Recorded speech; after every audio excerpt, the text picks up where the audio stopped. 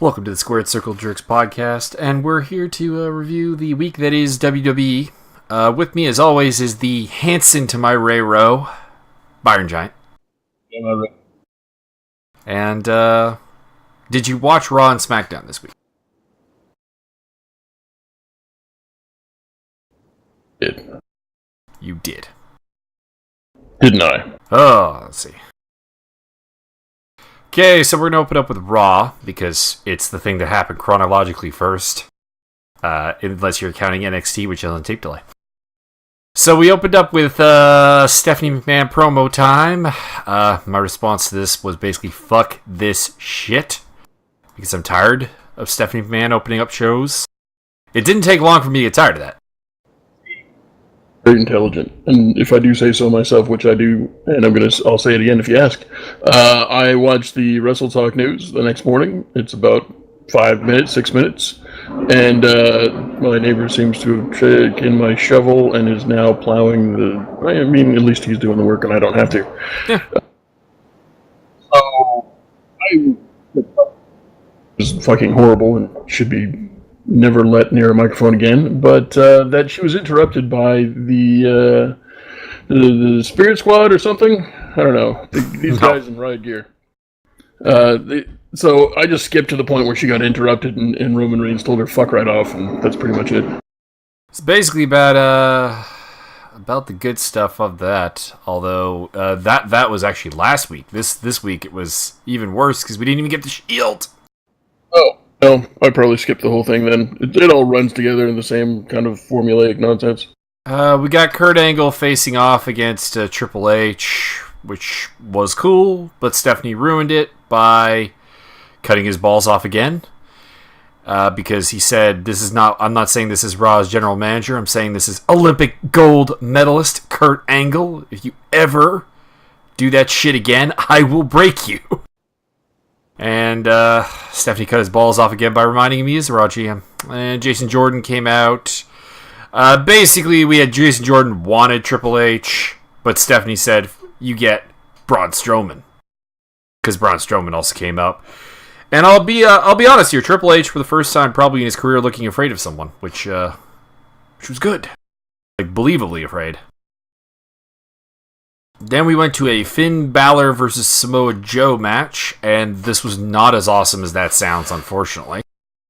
There was some good stuff here. Joe did a pretty sweet dive to the outside. His dives never get old. Just the way he sets them up is fantastic, in my opinion. I also like the fact that Balor escapes things like the Coquina Clutch in a relatively meaningful way, because he understands a chokehold, and it seems like a lot of people don't. Which is kind of annoying. He, however, ends up passed out in the Coquina Clutch, though. Fairly dominant affair for Joe. And not a squash. Like Kane versus Finn Balor was a squash. But this did feel a little bit like, again, Balor getting really pushed to the background, which matches Vince McMahon's comments that he is bland. Clueless, and really needs to be removed from his position in the company. That's just all there is to it. Probably the most annoying thing about this was Michael Cole talking about how Raw dominated SmackDown, and I have in my notes here, 4-3 is not dominant, Cole. Go fuck yourself. Barely getting away. The only reason we were dominant by barely escaping with a win because of shenanigans. Well, not really shenanigans, but there felt like there needed to be shenanigans for reason. I wouldn't call it a bare win, though, because just because, realistically speaking, there probably should have been 3 members of Team Raw surviving that last match, and that gives it a little bit of a feel of dominance, at least going off the air. But you did lose 3 matches. This was not some 7-0 sweep, 5-2, 6-1. No. This went to Game 7. Correct. Here's problem. Hang on. Well, there was a good merchandise commercial from the club. Yes. Because it's like, the club makes me want to buy merchandise. Then I remember that they are so not utilized on this show. Storyline-wise, Jason Jordan is now hurt. He claimed he was like 100% to face Triple H, but now that he's facing Braun, he's scared and hurt, and this was terrible. Oh my god, why? Giving him time to have those, and at least he's allowed to have emotions rather than read from a script. This is I am now reading my line, so I didn't really hate it that much. It was not the most entertaining thing in the world, but at least it sets up some sort of heelish tendencies, which I'm fine with. I'm not even down with that, to be honest. Asuka, it's not race. Asuka and Dana Brooke faced off. I just have in my notes here, this is what Asuka versus Emma should have been. That's it. It was a dominant display by Asuka against a main roster member, and it makes her look like a badass. Does nothing for Dana Brooke, who I'm still not sure why they keep under contract if they're not going to use her or develop her in any way, but whatever. Yeah, I'm not totally sure. It doesn't make a ton of sense. Moving on. We had Miz TV. We had a little bit of burying of Byron. This is where the Shield came into play. Roman Reigns was supposed to be the guest. The Shield came out through the crowd. Miz wanted credit for bringing the Shield together. Shield shut him down, and then they did a thing like Dean and Seth are going to get those tag titles. I want a title. Maybe I should have the IC title. The problem with this is I swear earlier in the episode they already announced that Reigns was challenging for the IC title. So this kind of was not tremendously pointful. And again, what was the main event supposed to be if this didn't happen? I don't know. I don't think they ever plan any. I honestly don't think they planned the main event at all, ever. They just kind of get told by some paper sliding under a door somewhere. Yeah, it doesn't really bring in the whole disbelief portion of this. Miz Taraj gets beat up, and Shield bomb for Dallas. Moving on. We had Sheamus versus Dean Ambrose. This was a solid match. Ambrose with the dirty deeds, which Shield had to go over here. You got to build them up as a title contender. Which, hey, by the way, WWE, where was this when the Hardys and the Shield were feuding? Because I remember when the Hardys had the belts and they were beating the Shield in singles the Bar in singles matches. Thank you. Then we had actually probably the most amusing thing on the show from a comedic standpoint. Matt Hardy basically telling Jason Jordan that he's fucked. That was awesome. Which tied it at the end of the show, which we'll get to eventually. But then we had an Alexa Bliss promo. She came out and just basically don't need fan support. Charlotte got lucky. And then the cue for the title shots come out. Boom, boom, boom. Kurt says we're going to have a four-way, and it's going to be Mickie James versus Bayley versus Sasha Banks versus Alicia Fox. Saucy Banks. This wasn't a match because this is basically where Paige, Sonya Deville, and Mandy Rose showed up as a heel faction. They attacked all four women involved. I don't think they attacked Fox. I think Fox just ran away. Worst thing because Alicia Fox has the worst speaking voice I think I've ever heard, and when she screams in terror like a 1-year-old infant, it's even worse than that. It was it wasn't terrifying, it was just terrible. It's like she's gargling a walrus. It's ridiculous. I'm happy to see Paige back. I don't think Sonya Deville or Mandy Rose are ready to come up to the roster. When we talk about NXT, we're going to talk about Sonya Deville more. The other thing is, and this goes for the SmackDown faction. Can we skip a kind of group our talk about both the factions here? We'll talk about specifically what happened on SmackDown later, but we'll kind of get it out of the way here. There's no linking factor between these girls other than their heels. They tried to make it a tough enough thing with the Paige faction, but that kind of rings hollow when you consider all the crap Paige said about both Mandy Rose and Sonya Deville on Tough Enough. They should hate her, so they shouldn't be allied with her. And on the other side of things, I don't really understand how Liv Morgan fits in with, Ruby Riott and Sarah Logan in the other faction. So, I don't like that they're carbon copies of each other. It's the goth chick leading them, with the kind of badass MMA influenced chick, and then the pretty blonde. And this didn't get over when you did the PCB Team Bad and Bella stuff. Why would it really get over now? You can do some interesting things with it, I guess, but I think this is like shooting itself in the foot before we even get started. Wrestle, whereas before they were just tits in a ring. And you know what I'm saying? Yeah. And I also thought, although your mic still cuts out a little bit when you start speaking. And maybe it's just on my end. We'll listen to the recording afterwards. Maybe it's coming in loud and clear. It's my headphones or something. But we'll see. Yeah. Anyways, they also attacked Alexa Bliss backstage and beat her down. So they're attacking heels and faces. This is good. And then we had Jason Jordan versus Braun Strowman. And this wasn't really a match either because... Well, I mean, they did some stuff.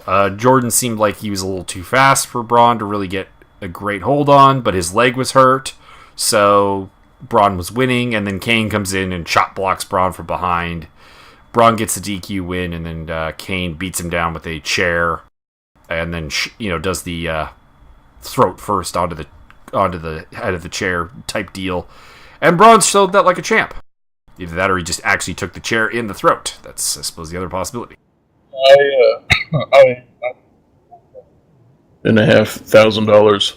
And yeah, I like the match. I like the fact that they were actually able to use physical talent to have matches, which is something they're really not allowed to do in the WWE, which kind of defeats the entire purpose of running a wrestling federation, but, as per usual with Vince. Then we had...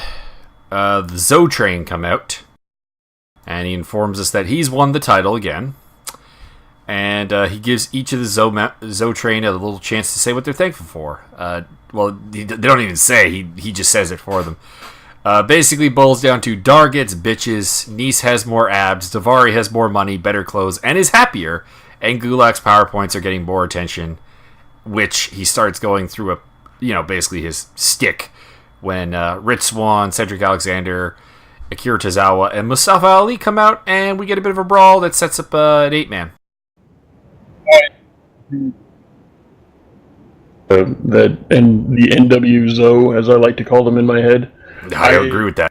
I like everything they're doing. I like the fact that Enzo, being Enzo, is the guy that should be doing all the talking. Everybody involved is pulling their weight as characters. And they're all sort of different in regards to their in-ring technique and their gimmick. Like, it's not just like as if you had three guys that were kind of greasy and they all wore riot gear and they all kind of did the same moves. Ooh, harsh. So, 8-man match, bit of a mess, but fun. Enzo, of course, being the manager in this case. He gets involved a few times, and eventually Alexander takes out Nice with a running lumbar check, while Ali gets a blind tag and hits the 054 on Dar for the 3 count. Alicia Dar. Oh wait, that's not the gimmick anymore. It's still kind of the gimmick, let's be real. Then we go on to Kurt Angle in the... trainer's office. He says Braun Strowman refused medical attention, left the building. He'll comment on Kane later, and he wants to check on Jason Jordan like a good dad. Miz comes in and says he's hurt. He's not going anywhere. You got to call this title shot with Romanoff, which, by the way, for one, I just said Romanoff, which is awesome. And two, why did Miz think that this would work?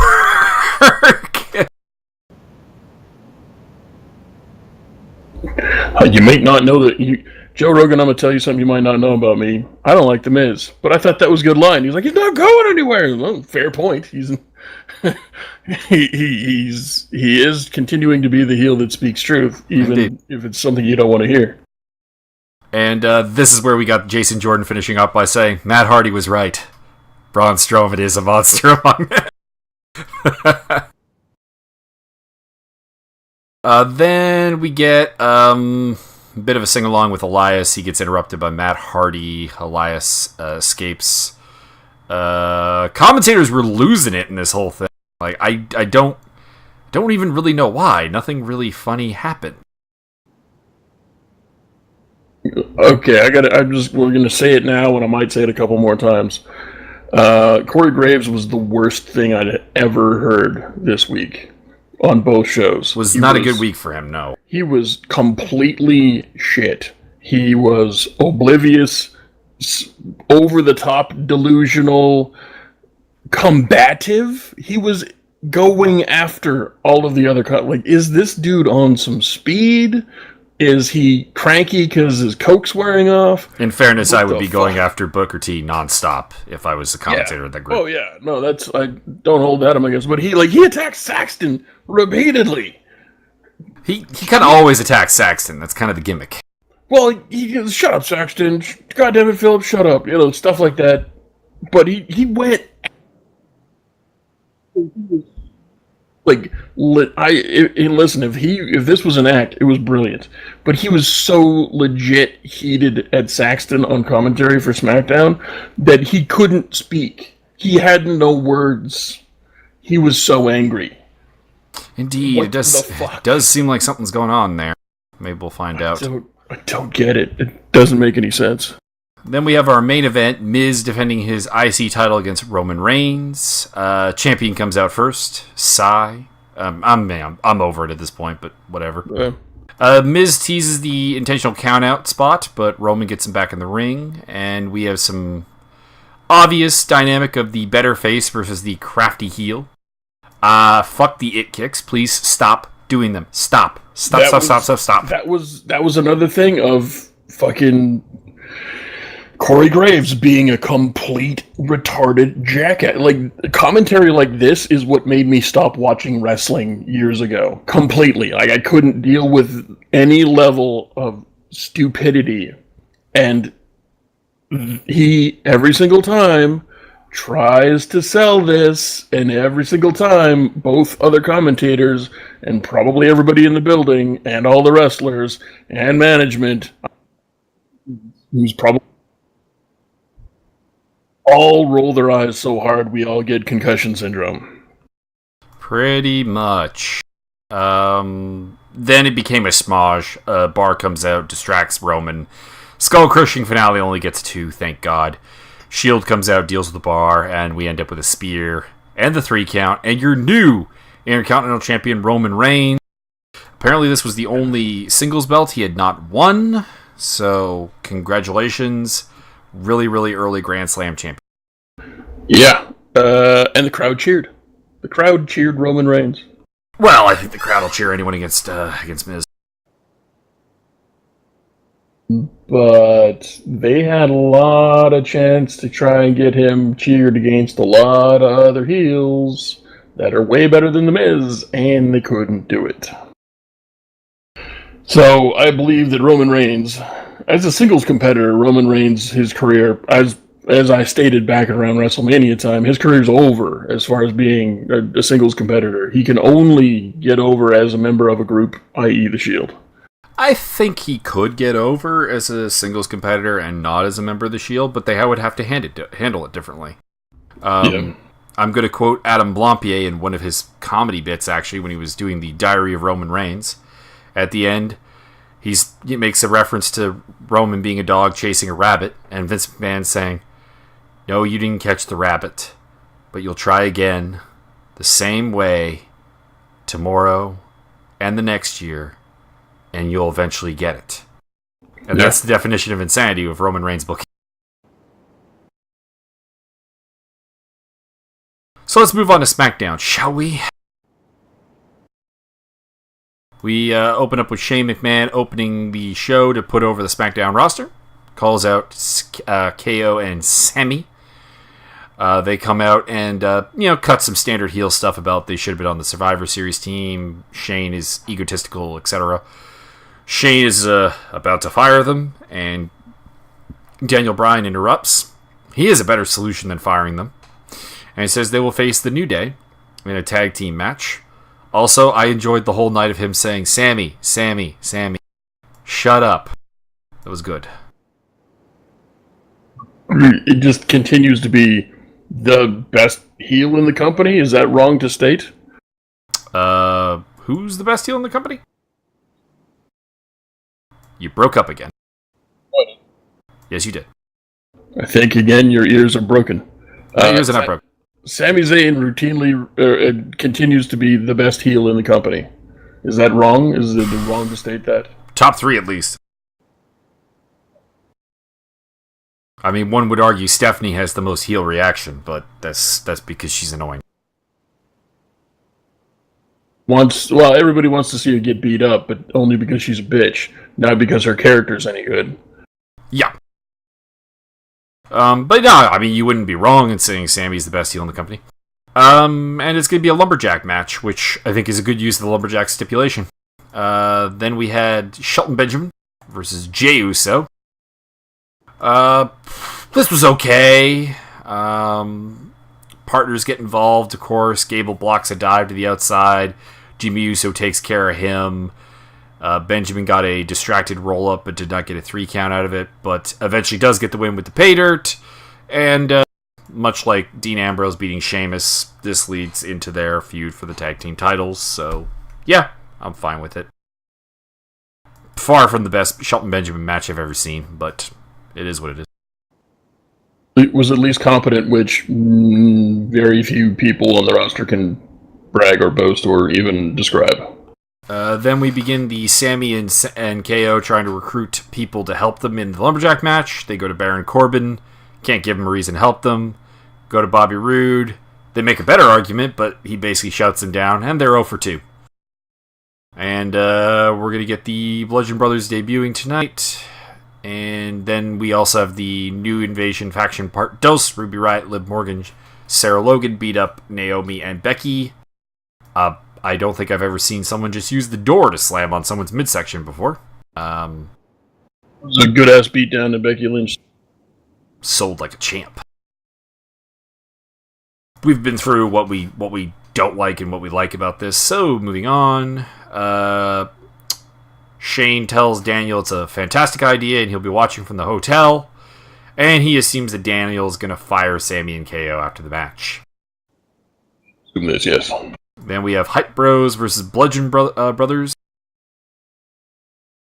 Odd that they gave such a hard squash to the Hype Bros right away. But I guess, are we getting the Hype Bros breakup angle at some point here? Or is that kind of gone down the drain? Breakup angle. There will just be this continued tension for the rest of their careers until they are both released 1 week apart. Not even on the same day, 1 week apart. I like that Harper and Rowan have ring gear. I don't particularly like the ring gear they've been given, but it's fine. You sure it's... Let's be honest. It's good that they have distinctive ring gear, but the ring gear is trash. The name is trash. The whole gimmick is trash, but they're good. They were excellent. I enjoyed the shit. That was the best squash match I've seen in a long time. Yup. I was down with it. Not really. I'm not loving the double Razor's Edge for a finisher, though. We've seen it kind of used by the Bar as well. I'm not... It kind of feels clumsy. A little clunky.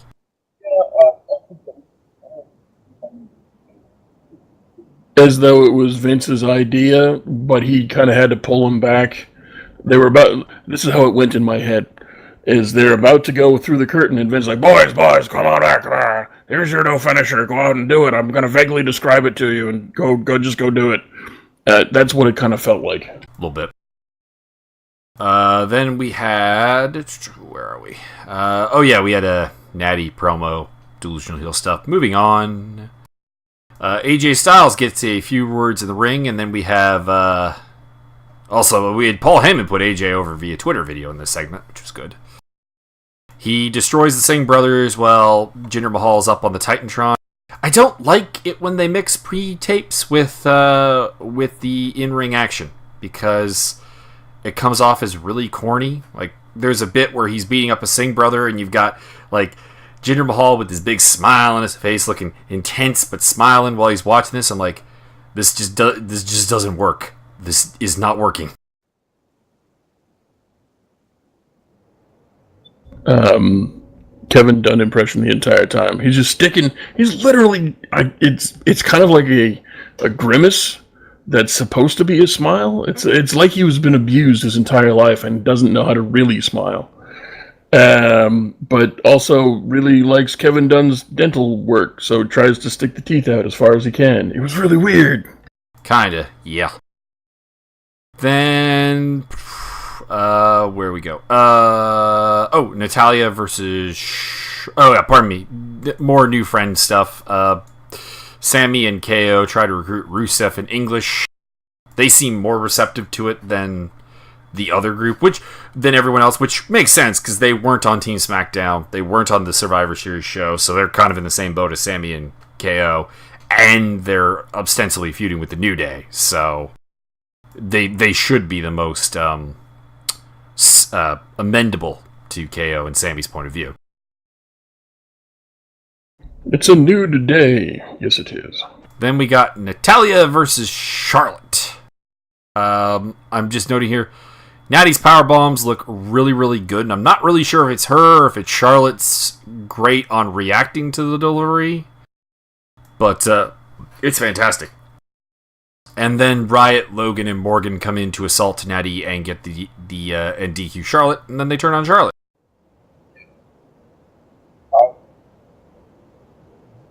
My brain wants to say female and women's match at the same time.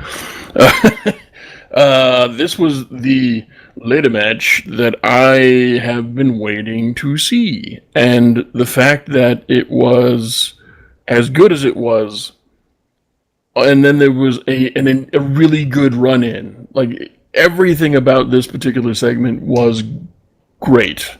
There was no part of this that I was disappointed with, or thought was lame, or anything like that. I don't remember a single thing that disappointed me. It was all fucking fantastic.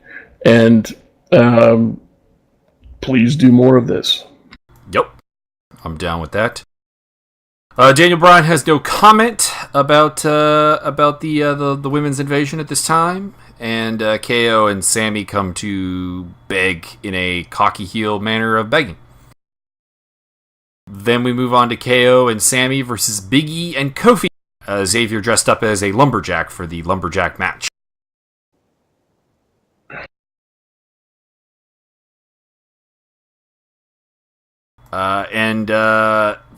Commentary dominated this match in a bad way.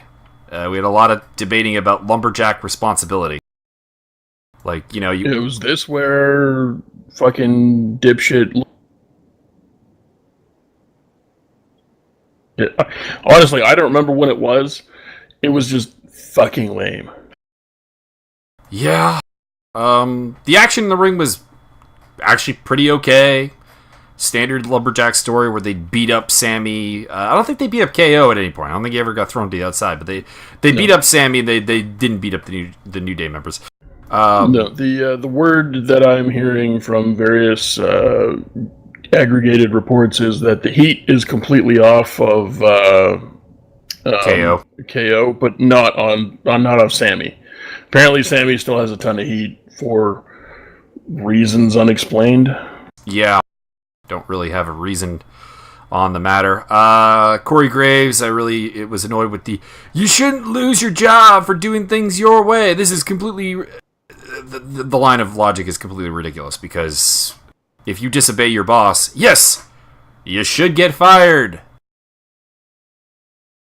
Basically the lumberjacks... What the fuck's going on there? Lumberjacks start brawling when Byron cracks Bobby Roode in the head, and we get a brawl. Sammy ends up rolling up Kofi Kingston to get the win. After the match, Rusev and English help KO escape, but Kofi ends up getting isolated with the New Day. Ends up getting a 3-on-1 beatdown, gets hit by Trouble in Paradise and the Midnight Hour. Owens goes backstage to beg Daniel, and they're not going to get fired, but KO's going to have a 1-on-1 match with Randall Keith Orton. next week. What shocking and horrible punishment he has meted out. Is this are we going to see like a Daniel Bryan? I think we're going down Daniel Bryan heel territory. Yeah, which I'm fine with. I just, it's a little weird that he's picked this particular kind of juncture or that they've like, oh, you didn't include me with the Survivor Series stuff, I'm going to go heel. Alright? I would have preferred it if, you remember at Survivor Series, Stephanie said that Daniel Bryan would be in charge if Shane were incapacitated. I would have had Shane be incapacitated. Yeah. Because it opens the door. Because as it stands, Daniel Bryan is going against his boss. His boss has the authority to fire him. We've established that Stephanie fired Mick Foley and is threatening to fire Kurt Angle. They have the same position as Daniel Bryan. So I don't like this story. I think a Daniel Bryan heel turn as an authority figure actually does have legs. I just think you got to do it a different way. Yeah, but I mean that's true of virtually everything the WWE does is shit that don't make sense and things that could definitely be done better if they would have done it not the way Vince told them to do it. And for instance, they've got all these Bullet Club members and they own the rights to the original version, which is the NWO. What the fuck are they doing? Jesus Christ. Yep. I've always found it funny. They own all the WCW stuff, but largely refuse to use it because it's not their original creation. Yeah, even though ignoring that their biggest stars are not their original creation in a lot of ways.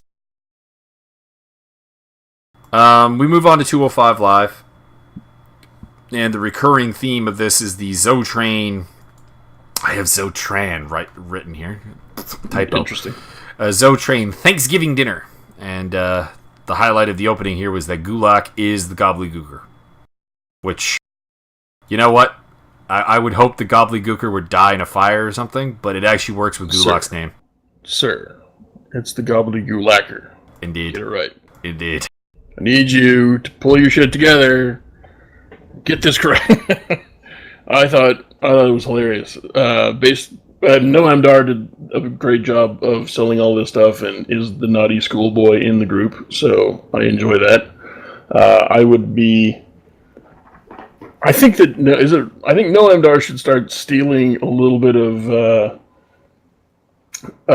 your boy Finn Balor's style. Like he needs a black leather jacket, not the weird zip up red things that he's wearing. Yeah, he's kind of he's the preppy English schoolboy, which I don't really think is overly relatable. So yeah, I enjoyed the whole thing because the NWO is fantastic.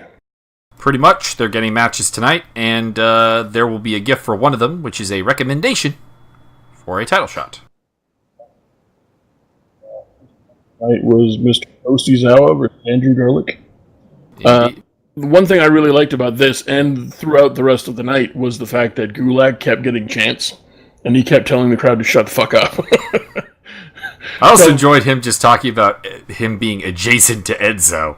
Like, using all these big words to describe how things about Enzo rub off on him.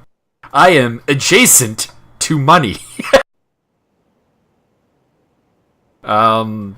And there was a little tiny Gulak chant. There was like, I don't know, 6 people when he was walking up the stairs to get in the ring. And the Gulak, Gulak. And you could see this little kind of grimace on his face, like, fuck, I said no chatting. And it's a little weird that this was a street fight. I don't know why they would have this be a street fight. I think they were trying to recapture Tozawa versus Kendrick's street fight. It didn't work. Because that was much better. Yeah, it was kind of weird, but again, there were repeated chants for Gulak stuff. Their PowerPoint presentation was a chant, or was it just PowerPoint? I don't know, but it was good times. The stuff in the ring was okay. The stuff outside the ring was better. There was a tasty suplex onto the ring ramp, which was awesome, and then Gulak started doing the mini funk chair toss into the ring. There was a backdrop driver through the no chance stick which I have noted here in all caps, and then have notes that say it says stick OP. Mm-hmm. I was pretty sure we were going to get a giant senton through a table, and it did happen. There was a cannonball, really cool cannonball, fucking senton thingy mabob. And then he put a trash can on Gulak's head and banged the drum slowly with a kendo stick before giving the giant senton, which he kind of missed. I think he slammed his ass into the ring, and Tozawa might need a week off. It's possible. I basically just noted it wasn't as good as the Kendrick Street fight, but it was still interesting and fun. And I like Gulak attacking Tozawa's throat, because there's storytelling with that. With the terrible puns, it was fantastic. I believe he had 2 or 3 puns all night. I don't remember what they were, but this was like, I can't remember. He said something about it being not being a poultry type instead of paltry, because of the gobbledygooklacker. Mm-hmm. We had a match between Mufasa Ali and Tony Nice, and it was okay. There's not a ton to really say about the match, although there was, when Mustafa went up on the top rope to do a plancha to the outside, there was a big no-fly zone chant, which was awesome. And I have a note here that says, "The power of garlic compels you." And also that Vic Mensa, or whatever the fuck his name is, said X-Cape. He said X-Cape. Nobody was wearing a cape, so I don't know what the fuck he was talking about. We did miss a brief Zotrain Thanksgiving continuation with Cedric Alexander, Mustafa Ali, and Rich Swann coming in to do their best Enzo impersonations. Cup of turkeys. The one time that the faces should not have done that. That was bad. Yeah. They were immediately shown up by people who weren't even talking. It's not a good look, guys. Yeah. I did like the next one, though, where Gulak is in the turkey costume in timeout. That's good. Oh, and I don't think we actually said it. Tony Nese beat Ali with the running knee. I could recommend. This whole thing was just a series of stuff that happened in between pretty good promos. The episode itself is fine. I don't really have any problems or issues with it. It just wasn't quite good enough. Which leads us into our main event, which was a tag match between... you had your boys. Oh yeah, you had Dick Duck and his buddy Cedric versus. Oh, that was the other one during this match.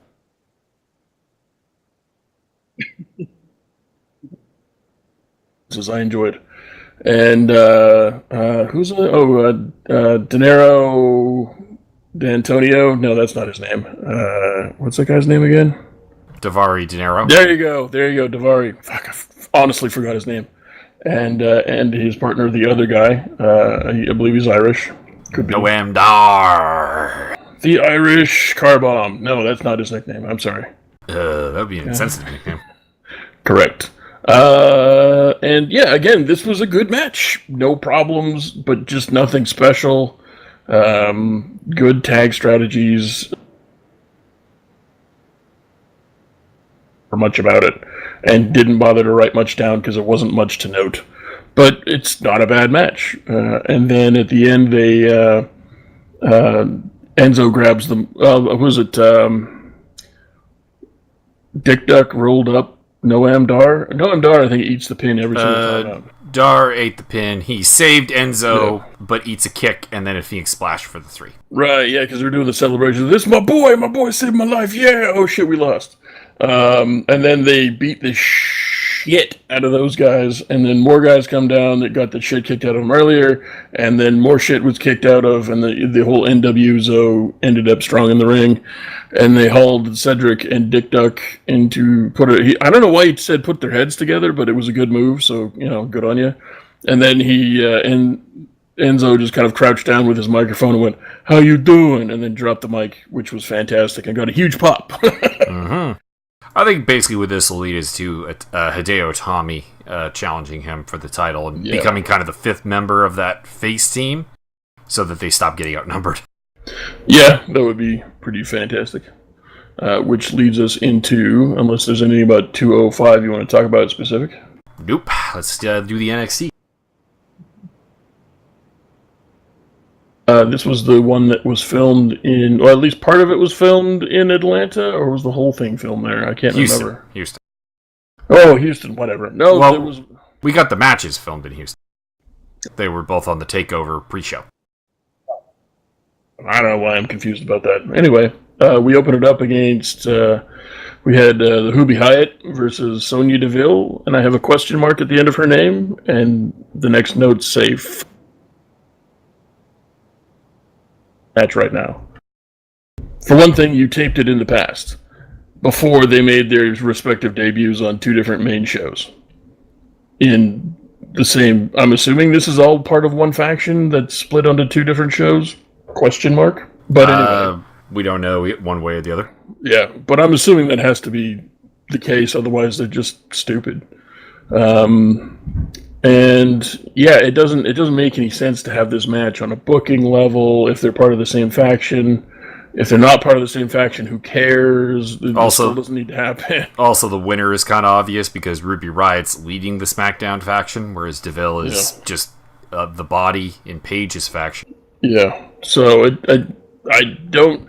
It's not that the match wasn't good. As a matter of fact, the match was quite good. That was very good, actually. This was Sonya Deville's best match in her entire career, and it's a shame that she peaked at this point in her career because she conceivably has a ways to go, years down the road, maybe. I don't know if she's peaked because I think what's helping her a lot is they've abandoned trying to make her an MMA fighter in a wrestling world and made her a wrestler who does some MMA stuff.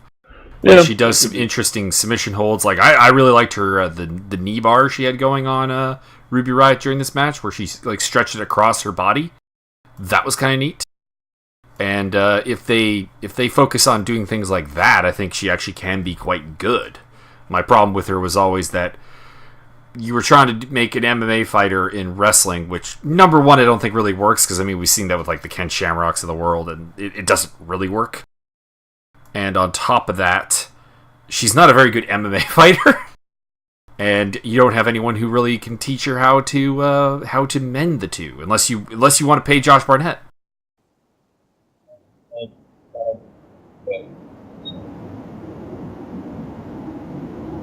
Weirder. They showed, since this match was taped 2 weeks ago, I want to say 2 weeks ago.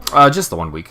Was it? Oh, so it was taped a week ago before they debuted on SmackDown and Raw. So they showed replays of their debuts on SmackDown and Raw to further confuse the point that since they're in the same faction, they're still having this match that you taped in the past. What?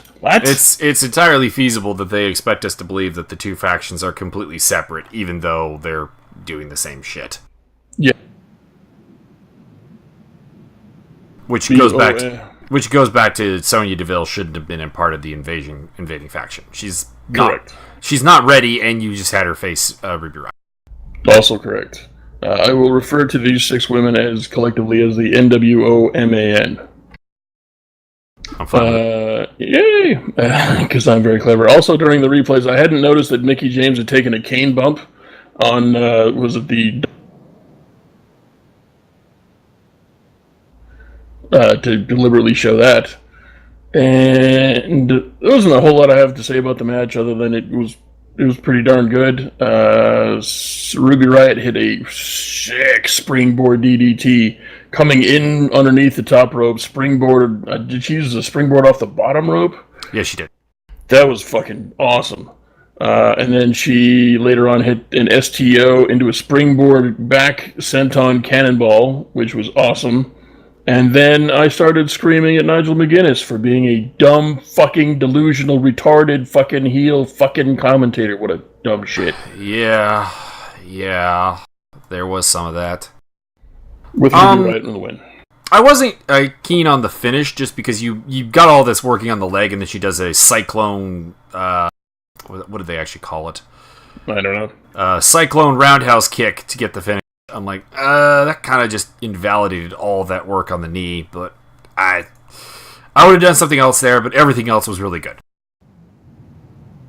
Cut to a large Sullivan promo, and I think he's coked out of his gourd and rambles on about destroying things. He says he took the Conor McGregor, please somebody, I have a very small penis, and somebody tell me I'm a real man, please. Somebody that was a bit weird. Because I'm gonna keep it. Somebody actually, validates my masculinity. It was very strange. Very strange. I kind of liked it, but it was very, very strange.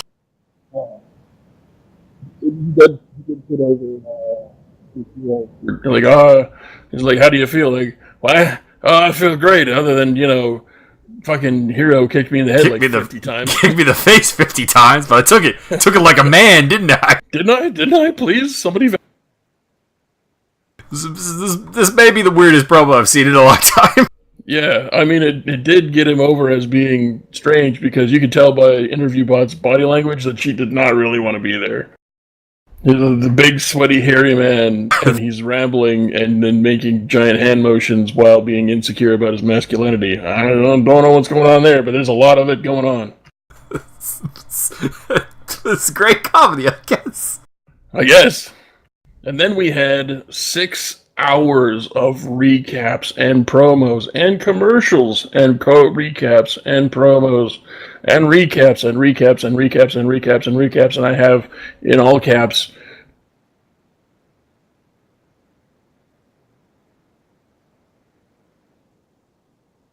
You've cut out again. No, I didn't. I'm not cutting out. You're cutting out. Stop cutting out. Are you cutting out? I'm not cutting out. Now you are. Fuck you! Suck my cutting out. Anyway, we had an outdoor vignette between the fuckboys and the streetwalkers, and were they jumping on the fuckboys' car? I don't know. I think they were jumping on a car. I would imagine that the Maserati is parked somewhere more secure. Squeezing into a tiny 2-seater sports car. That's a little like, hey man, if you're gay, just be the gay tag team. I don't care, but that's kind of the weird thing is because you get like Sabatelli has money, like he's a former NFL player, but Riddick Moss doesn't. So like he's totally the manservant. One talking all the time. This was a fucking mess. I couldn't hear or tell what anybody else was saying. I just knew that the streetwalkers were basically prostituting some Beats headphones and hoping maybe somebody put like $5 down their G-strings while the fuckboys were angry, and then the fuckboys wandered off. You missed basically nothing. It was Moss and Sabatelli talking about how we are rich and you got lucky. And then, like, another fucking 15 minutes of recaps and recaps and recaps, and I have in all caps, too many recaps, exclamation point, fuck, exclamation point. Yeah, we basically had an Ember Moon promo, which I've said before, I don't really want her to do promos, because they have her set up as like this kind of demonic, mystical creature almost, like, with the name and the color contacts and the freakish entrance and stuff. And then she talks like a normal person, and it's just, it's weird. Gauged teenager. Like, I just want everything to be awesome all the time. And like, but aren't you the crazy chick with the crazy eyes and craziness? Mm-hmm. Don't get it. Other than that, Drew McIntyre is injured, and we'll be seeing him for a bit. Yeah, they no official word, even though it was a week ago yet. But the theory is that he's got like a torn bicep, so that's not good. Then we have our main event: Johnny Gargano challenging Pete Dunne. I have it written Johnny Gargamel versus Peter Dunnage, and Peter spelled like the Russian way. Awesome. And in brackets next to Peter Dunnage, it says Campion. Campion de Japon? See, I only have one note for this match because I was too busy watching it to write shit down, and the note says, shit, that was good as fuck. It was very good. I will get into a couple of spots that are probably worth seeing. There was a sweet X-Plex up onto the apron from Dunn onto Gargano. That was good. I liked Dunn's almost moonsault out of the corner to avoid Gargano, but then getting hit with a slingshot spear. That was a good spot. Do that again. Gargano hit a hell of a tope into a DDT. I also like the nice vertical suplex counter to the slingshot DDT, because of course Gargano, being the master of all things slingshot, goes for the slingshot DDT, and Dunn's just like, no, having none of this. Bam! Dropped on your head. Johnny Gargamel there, he definitely had some good counters to the bitter end. I hit 2 counters. I enjoyed the shit out of that. And I also enjoyed the counter to the Gargano escape. I should have seen it coming. I didn't see it coming. Popping out the mouth guard to bite his fingers. I did not see that coming. I don't know why. I wasn't terribly big on the, like, when Gargano was like noticing, like, oh, the mouth guard is out. Oh, I can super kick him. Like, they made a very big deal about it. I'm like, that would only really work if, like, every wrestler wore a mouth guard, and they don't. Because of all the super kicks getting thrown around these days. Well, exactly. It kind of killed the spot a little bit, but it was still good. Finish comes with a slingshot spear, getting countered with a hard-ass forearm and a bitter end from Dunn to retain the UK Championship, which makes sense because, I mean, let's be honest, you were the third guy holding that belt to be an American. Like, it's, you know. Well, I'm totally confused that any European has even held this championship at all. That's totally counter to Vince's booking strategy.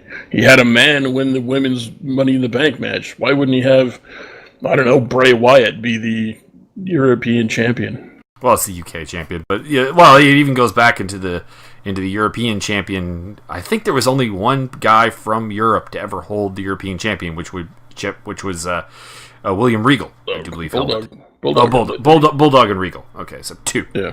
But, like, you know, 2 in the history of that title. Someone's going to go back and look and, like, fact check us on that. So that was it for WWE's TV this week. We talked a little bit about how Sami Zayn apparently still has heat.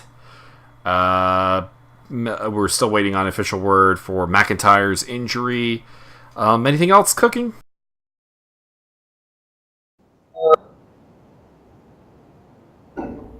Let's see. Oh, well, then Finn Balor apparently is getting fired because... Oh, no, not getting fired. He'll just get buried because apparently Vince decided about 6 months ago that Finn was just bland. Oh, I mean, that's already in progress. The squashes at the hands of Kane, and then to this week's match with Joe.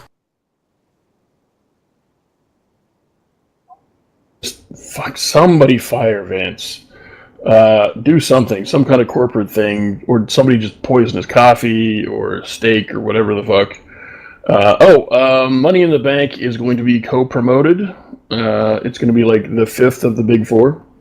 So there will be the 5th night that Raw and SmackDown go head-to-head exclusively. Yeah, so that's a thing. Which makes sense. My personal thoughts on structuring the pay-per-views is I would have a big 6. And I would make them be Survivor Series, SummerSlam, WrestleMania, Rumble, Money in the Bank, and then I'd have an Extreme Rules pay-per-view where you could do the elimination, like basically hybrid the Elimination Chamber and the Extreme Rules into one pay-per-view. Yeah. And actually make it good. Then that gives you your 6 both brand deals, and then just, you know, give 3 kind of just random without theme promo pay-per-views to each brand. So, like, you know, Payback, Backlash, No Mercy, that kind of shit. The number of pay-per-views because they're just oversaturating the market with themselves. Let's see. Yeah, we do no more than 12. I believe they're supposed to have 14 next year. Something like that. Fuck that shit.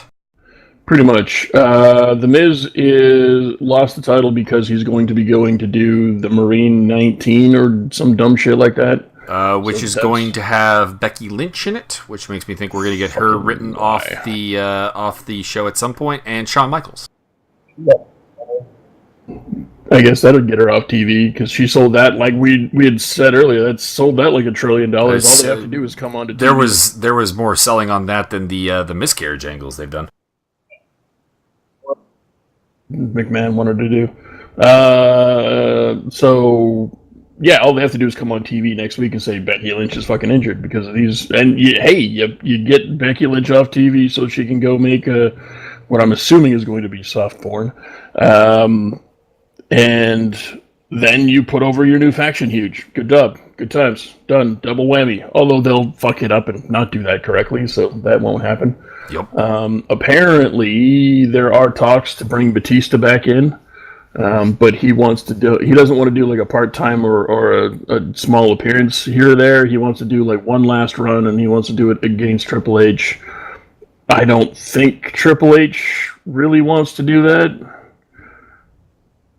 But it doesn't make any sense not to because you've got Batista, for fuck's sake. You've got Drax the Destroyer. That would spark, ratings. I mean, Batista is the second biggest name from wrestling to go to Hollywood, behind just The Rock.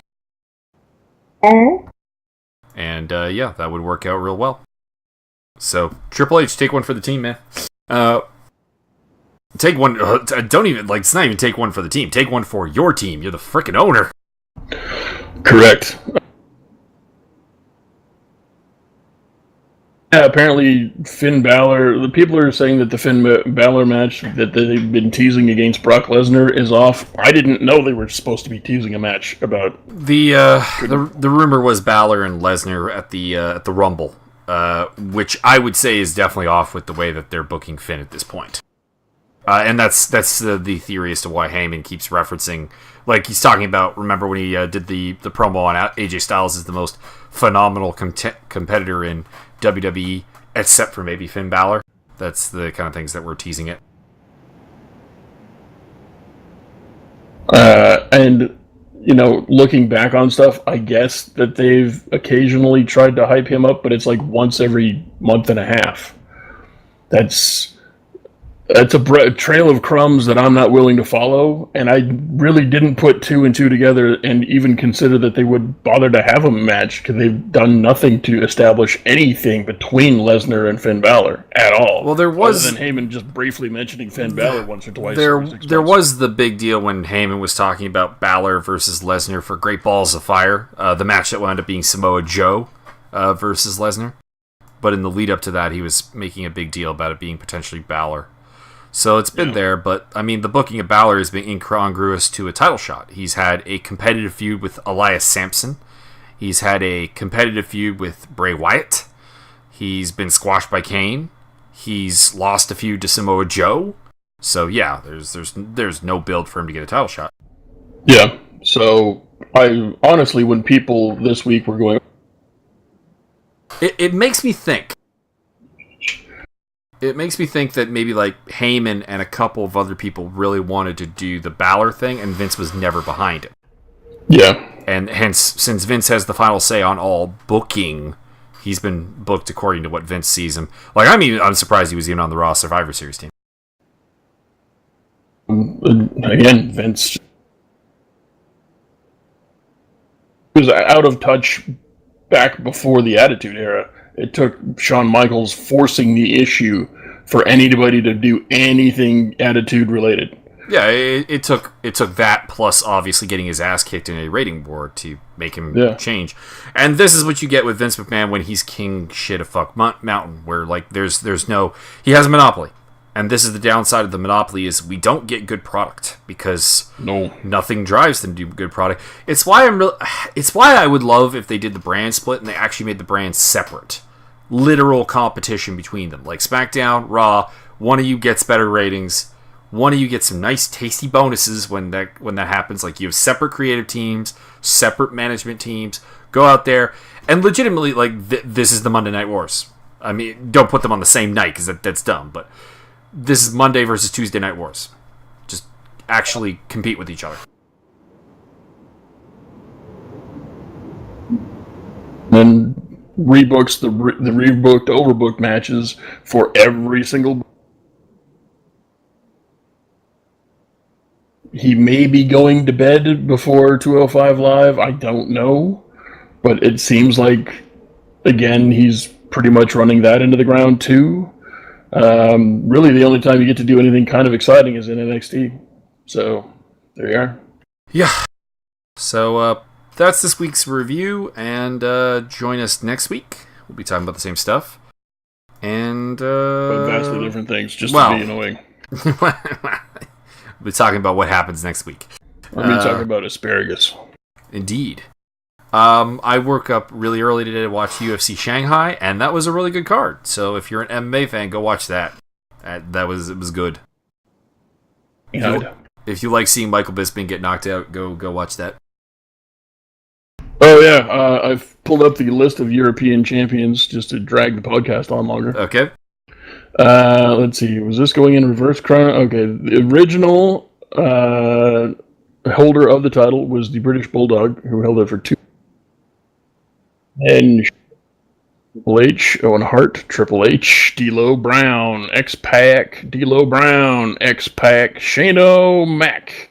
And then McMahon retired as champion, and then they brought it back 4 months later. There was a feud between Perry Saturn and Dean Malenko over it at some point. Yeah, Midian was the first new champion after it had been retired for 4 months. D'Lo Brown, Jeff Jarrett, Mark Henry, British Bulldog, Kurt Angle, Chris Jericho, Eddie Guidardo, Perry Saturn, Albert Snow, William Regal held it for 47 days.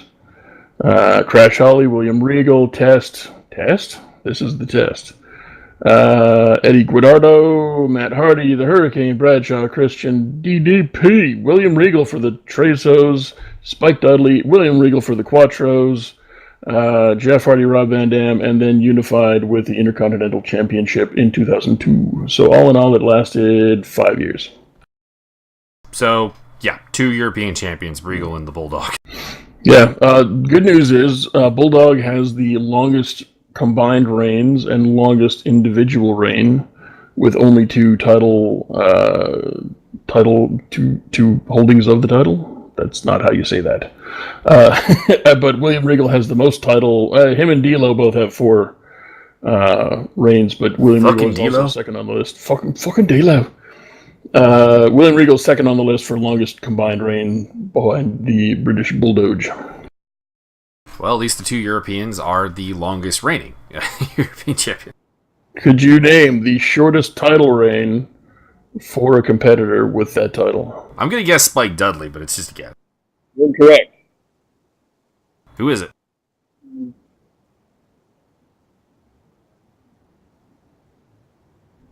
Well, okay, so we're going to do this in reverse chronological or reverse order.